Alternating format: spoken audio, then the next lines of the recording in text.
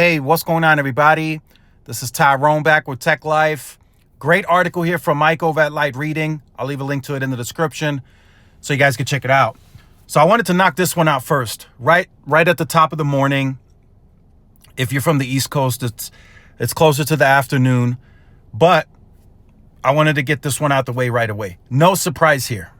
This shouldn't be a surprise to any of you.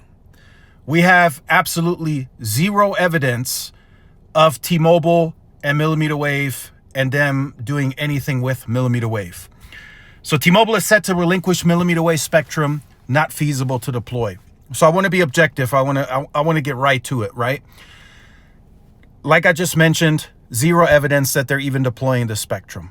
They have deployed that spectrum, but zero evidence of any future planning around mmWave. We didn't hear about it at a 4-hour investors day. They did not even talk about mmWave.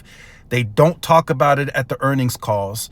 They don't speak on it in any articles of any third-party testing. They don't talk about mmWave. It's just not something that they're going to deploy.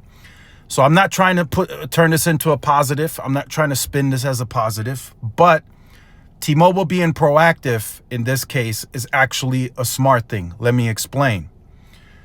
T-Mobile had absolutely zero pace of any mmWave deployment. So guess what? They were not going to reach the FCC build requirements around mmWave spectrum. So what would have happened? The FCC would have canceled the entire license.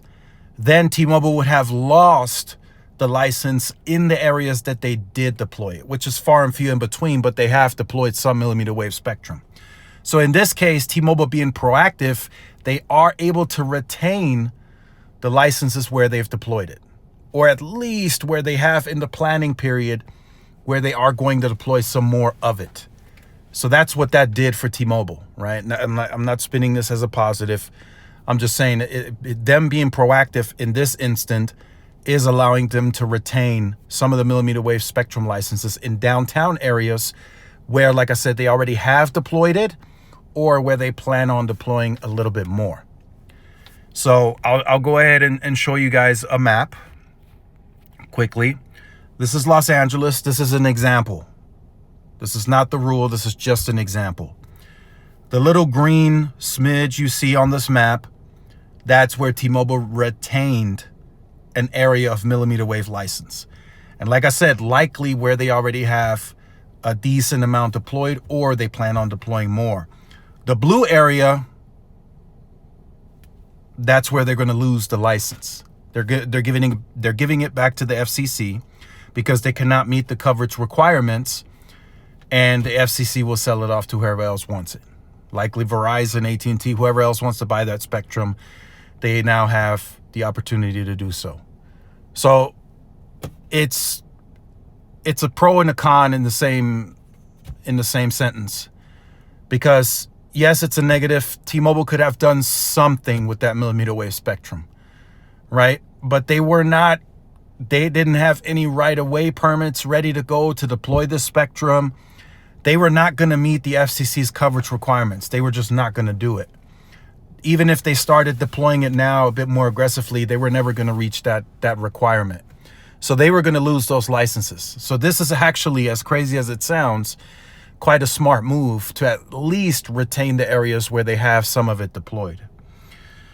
So I wanted to knock this one out at the top of the morning, so you guys are up to speed on this. Not going to dwell on this too much. They never deployed it much aggressively. I think I only connected to it like one time when I was in the AT&T district downtown Dallas, and that's probably the only time, or actually the only time, where I've seen mmWave. Other than that, it's just been N41, N41, N41, and that seems to be the theme here. They're going big on mid-band, and this should let you know that the capital requirement for T-Mobile's densification in the future should be very intense. If they plan on doing zilch with mmWave, they have to carry all of their demand of traffic onto the mid-band. So that should put more emphasis and priority around C-band and densification. So that should let you know C-RAN are not getting mmWave. for a majority of the U.S. The small parts and smidges of downtown areas, I mean, cool, so be it. But majority of you that don't live in Manhattan downtown or in downtown LA, you're never going to see mmWave from T-Mobile. I mean, they literally relinquished the license. So no multi-dwelling units getting mmWave from T-Mobile for FWA, nothing. So it's mid-band or nothing. That's where I stand with T-Mobile.